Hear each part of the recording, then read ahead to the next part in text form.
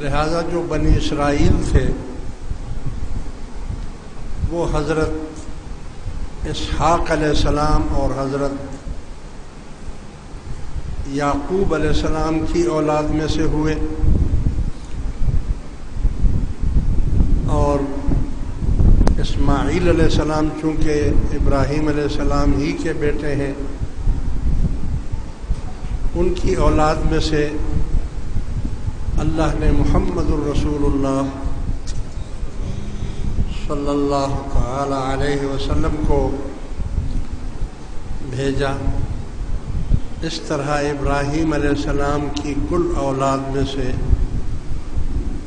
جتنے بھی نبی ہوئے وہ ابراہیم علیہ السلام ہی کی اولاد میں سے ہوئے، اور ابراہیم علیہ السلام کو اللہ تبارک و تعالی نے اپنا خلیل فرمایا۔ لا الہ الا اللہ ابراہیم خلیل اللہ۔